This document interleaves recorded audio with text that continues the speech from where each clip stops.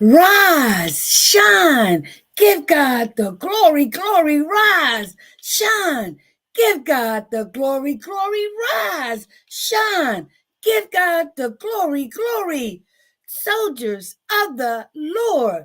But my mom used to say, rise, shine, give God the glory, glory, rise, shine, give God the glory, glory, rise, shine, give God the glory, glory, children of the Lord.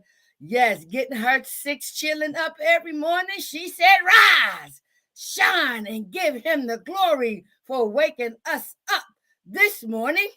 He woke you up. He woke me up. And for that, we should give him the honor, the praise, the glory, the worship, the hallelujah.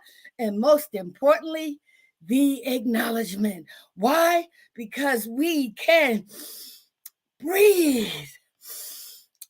Breathe. I walked outside this morning for my meditation with my coffee, felt the cool breeze on my face, and I was happy that I was able to, right, embrace the moment of being in the presence of my God. Yes, yes, yes. So I want y'all to hold on for 1 second, okay, while I continue this process of sharing my broadcast with any and everybody who choose, right, to follow me.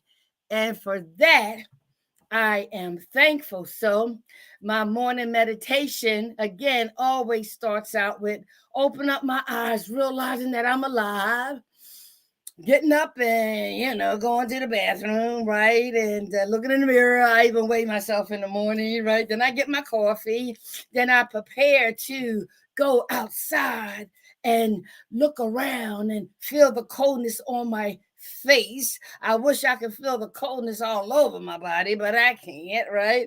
I mean, I don't know, right? So anyway, I just relish in being in the environment of what the Ruiz family says love. It is all about love. It is all about love. Breathing in love and exhaling love because it is all about love. So, welcome y'all to Edwina B, Miss Cuckoo for Cocoa Pops, as you can see.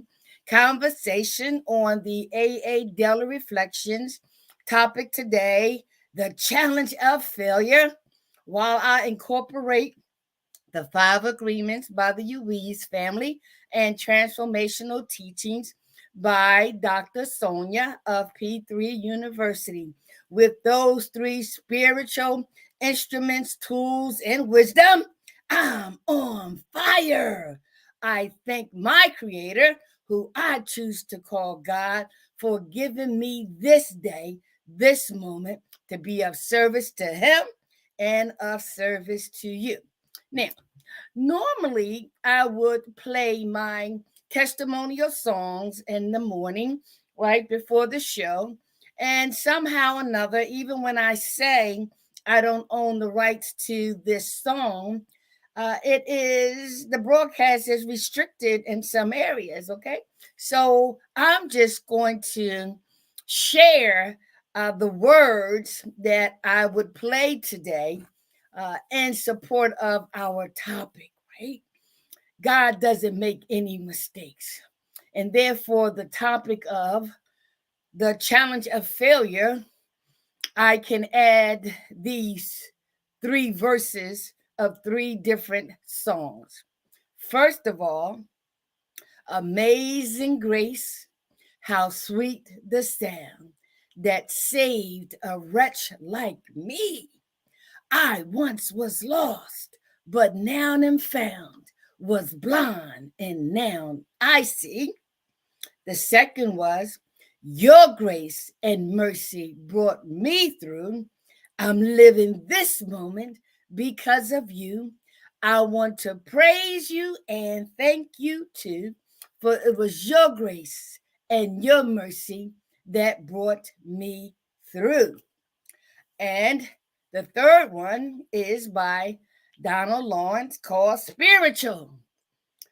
You are not a natural being having a spiritual experience. No, we are spiritual beings encased in walking this natural experience on this journey called life here on earth. So, those were my testimonial songs that now I can use in a different way instead of being restricted. God doesn't like to be restricted, right? So I want to again welcome you to the morning conversation, whether you're looking at it now, later, or listening to it while you're sleeping. And I just believe wholeheartedly that because I was chosen to have the disease of alcoholism, that led me to a 12-step spiritual program in order to be prepared to sit in front of you. Why? Because he wants me to help save one more of his chitlins. Not chitlins, chitlins, all right, as my mom would say. And so I thank my God for being who he is and for accepting me just the way I am, just the way I was, and just the way he plans for me to end this journey here on earth.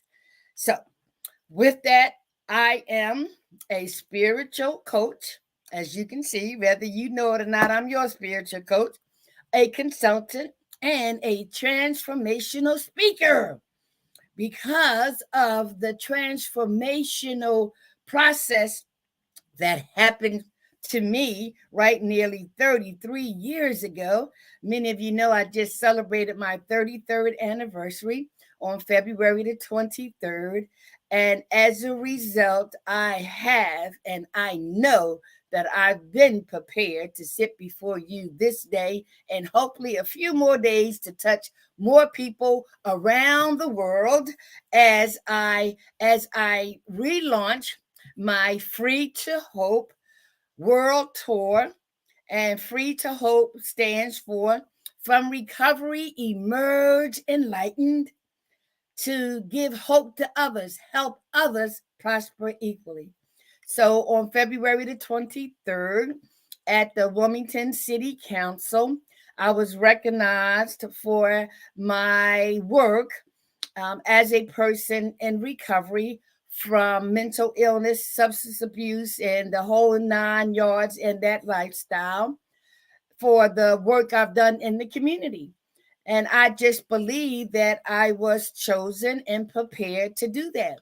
And even though I was recognized, it wasn't me who was being recognized, it was my creator who demonstrated that we do recover if we yield ourselves to him. And on February the 22nd of 1990, I did just that. I was getting high and doing all kinds of sexual favors with my own stepson. Him and I was 34 years old at the time, and under the influence, we both transformed. Well, when everything was said and done and gone, he transformed in a violent way, and I transformed in a frightening way because he wanted to do harm to me after I asked him to take me home in my car that his dad gave to him because his dad did not think that he was getting high. But guess what? Every time his dad went to work, he would come by and get me and we would do the do, if you know what I mean.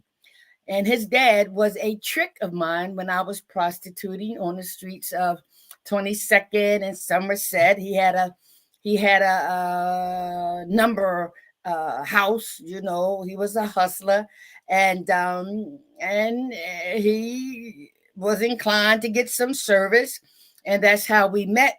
But God used him.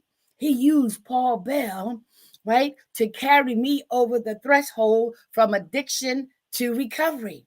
We were only together for 4 years. The first 2 years, I was still in my addiction. The third year, I went into treatment. And the fourth year, God prepared me to take care of him. But did I know that on February the 22nd of 1990? I did not.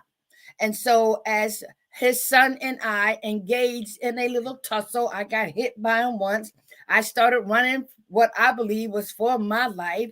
I got a flashback from my past that when I went underneath the bed, they couldn't find me. They couldn't hurt me. I played hide and seek. So as I was running 3 o'clock in the morning in the streets of Philadelphia, I saw a slew of parked cars.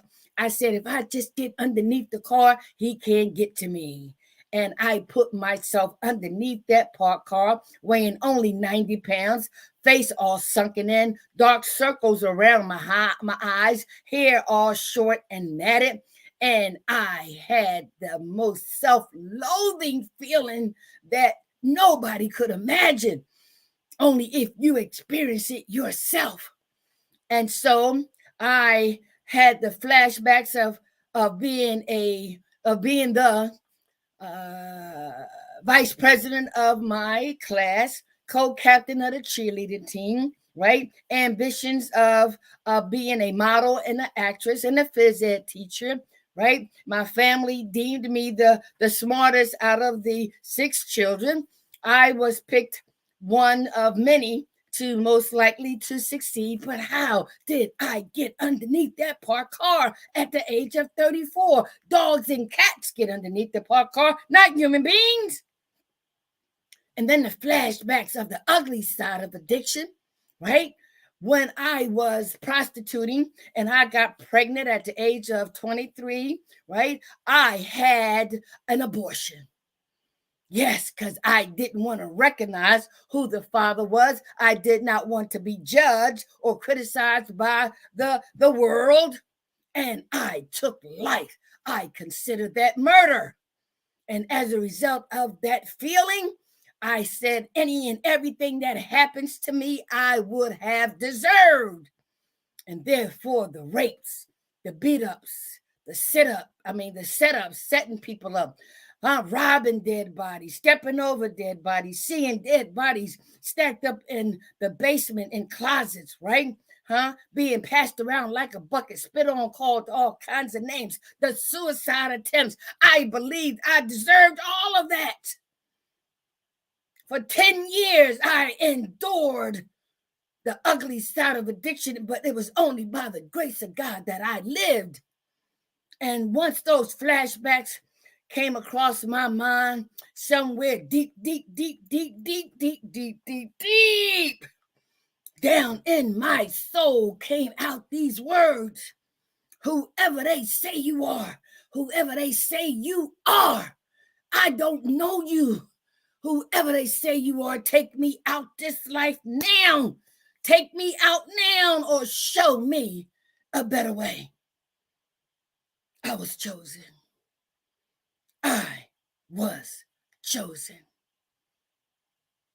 From that point on, I put my hands up and said, God, we still don't know you. I heard you was a punishing God, but listen, I came into recovery with my hands up. Wherever you tell me to go, wherever you want me to go, however long it takes, I surrender.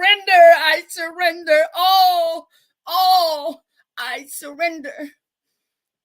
That was my knee bowing experience. Through humiliation, I humbled myself, or was humbled to cry out, help me. And he did. So that's what I mean by I was chosen and prepared for things yet to come, to be sitting before you 33 years plus a couple of days of showing and talking and sharing about the darkness into the light. So, all right, so that's that. Now I want to get into our reading today. And many of you are going to like this reading, right?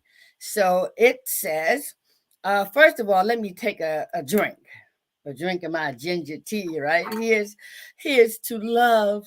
Here's to love. Here's to love.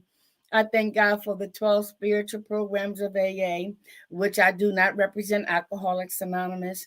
I thank God for the Ruiz family for introducing me to the 5 agreements. I can't even represent them. And I thank Dr. Sonja for having me introduced to the transformational teachings. With all those 3, I'm on fire. And so I need a drink of ginger tea.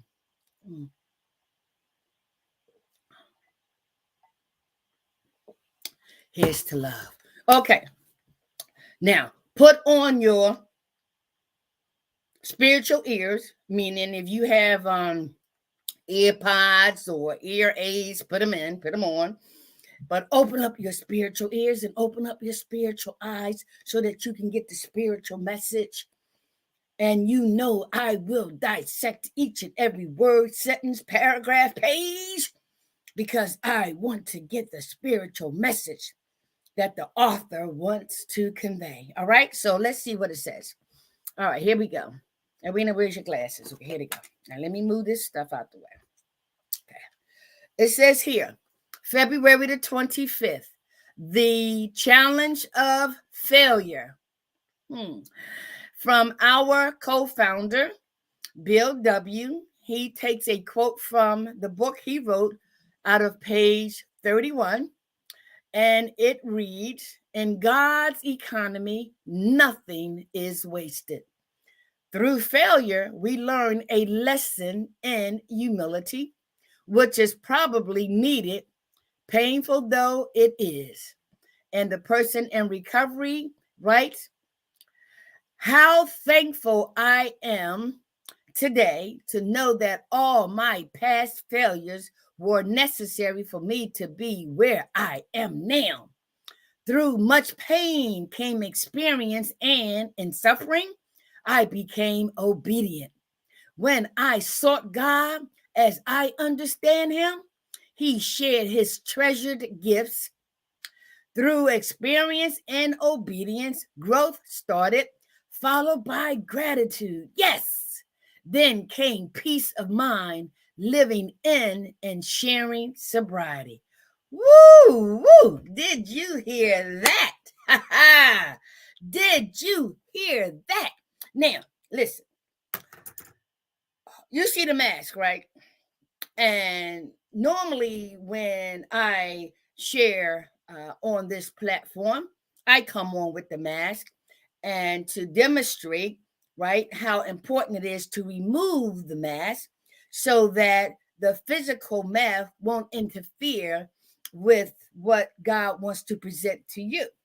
Transparency and authenticity, right?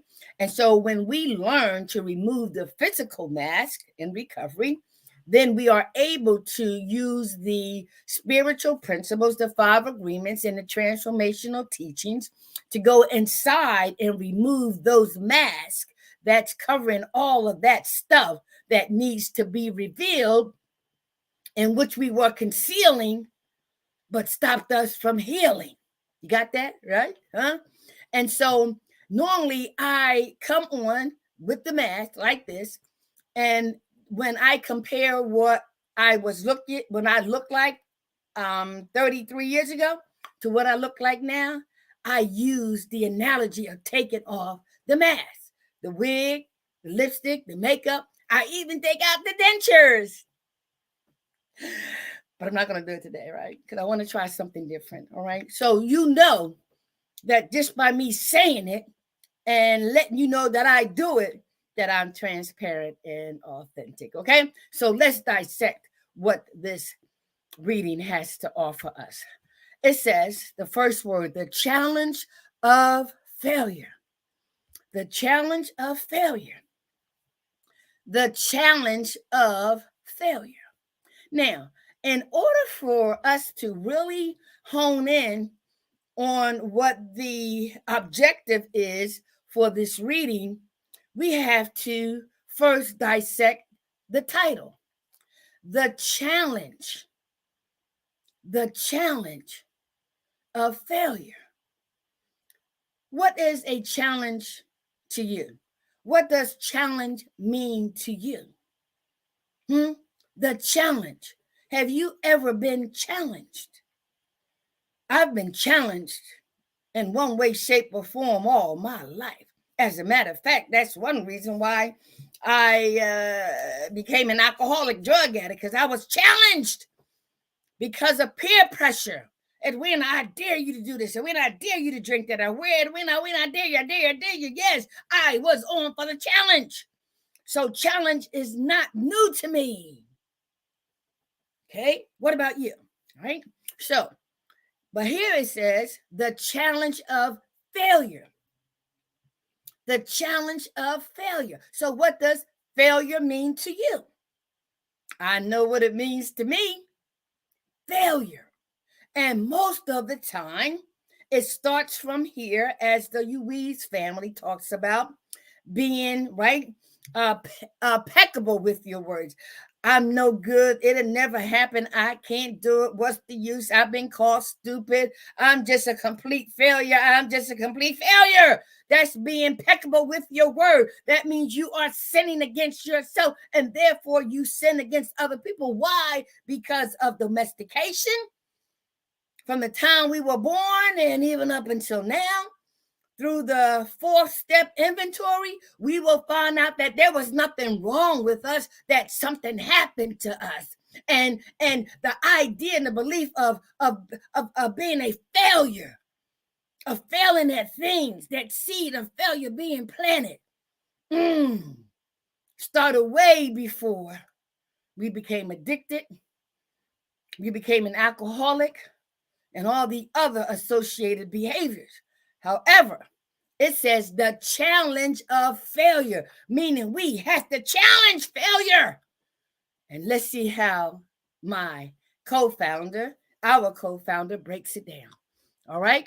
So that's what I mean by dissecting this. You got to go bit by bit, right? You just can't just jump out there and no. You need to understand each and every word. All right. So our co-founder, Bill W., he says, in God's economy, nothing is wasted. Do you hear that? In God's economy, nothing is wasted. That is deep. In God's economy, nothing is wasted. If we just marinate on that statement alone, we would gain a different perspective immediately. In God's economy, nothing is wasted. Oh my God, nothing is wasted.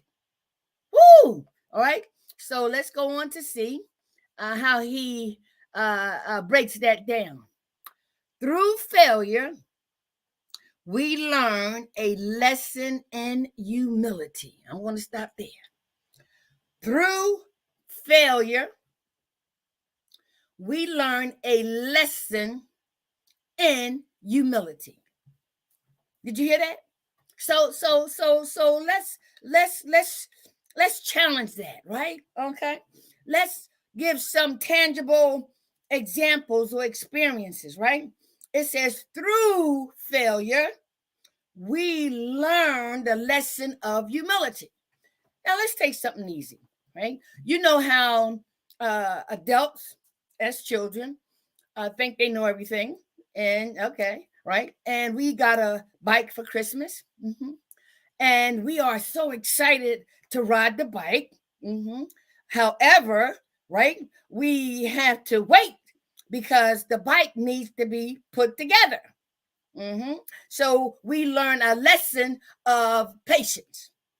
So now it's the adults' turn. So the adults, right, unwrap the box and take out all the little components, and immediately they start putting it together without reading the instructions. Okay, so they are challenged to put it together. Yes, they know what to do. They know what a bike is, and they know. So they do it without the instructions, and voila, it fails. it fails. Something ain't working right. Something wasn't put together right. Something's missing. Why? Because they didn't read the instructions. So now, as children watching that, we see that our parents didn't know what they were doing, which means we as children got to wait a little longer and practice a little more patience, right? Which is humility, right? And so now we see the adults pick up the instructions. All righty. So now we see something different, that the adults don't always know what they're doing, are not always right, and therefore they have to be humiliated in front of the children, right? They have to experience failure, right, to learn a lesson in humility, right? So they get the instructions, they go it, each step verbatim, right? And voila, the bike is constructed. Now the child, right, feeling excited, and now they can ride the bike, right? And so, as children, we can't wait. We don't want to wait. We don't know. Give me the bike. Give me the bike. All righty then. And the parents will be saying, no, we got to teach you. No, I know how to ride the bike. I know how to ride the bike. Examples of how we imitated the adults by not reading the instructions, not being able to be taught what and how to do things. So they led by example, and we thought we could do it. And so we get the bike and we get on it and we immediately fall down. Balance, right? Oh, no. And the parents say, come on, let me show. No, I can do it. So it gets back up, gets on the bike, bam, falls again. So you get my drift, right? So through those two examples of both the parent and the child going through failure, right? And so both of those examples taught them humility, because they were both humiliated, thinking they knew what they knew and what to do, right? And so that's what I mean by the challenge of failure. So when you equate that example with other things in our lives, you get the drift, right? Okay. All right, so let's go on. And that's why I like dissecting these words, okay? Let's see here, okay? He goes on to say, right? Through failure, we learn a lesson in humility, right? Which is probably needed, painful though it is. So that example nipped that in the bud, didn't it? All right. So let's see what else our person in recovery writes from his perspective. He says, okay, let's put my glasses back on. How thankful I am today to know that all my past failures were necessary for me to be where I am today. How thankful he is for all his failures in order for him to be where he is today. That's how I feel. Everything was necessary for me to be where I am today. So that validates, in God's economy, nothing was wasted. All right. So let's go on. I ain't got but a couple minutes. All right. So I just love this, right? So he says here, right? Through much pain came experience, and in suffering I became obedient. That's the example with putting together the bike and riding the bike, right? Through failure and through suffering, we yielded and we became obedient. Huh? All right, I ain't got but a couple minutes, right? Maybe a minute, right? All right, so then he goes on to say, right? When I sought God as I understand him, he shared his treasured gifts, right? When I sought God as I understand him. So maybe that child in his perspective, and even the adults in their perspective, they didn't, maybe recognize it was God that said, listen, am giving you instructions. I am giving you someone who can help and show you how to do this. But guess what? If you think you can do it by yourself, you go right ahead. And so with these treasured gifts, we ignore it, right? but we are challenged by failure. All right, all right, all right. Here we go, here we go. All right, so he says, right, through experience and obedience, growth started, followed by gratitude. Oh my God.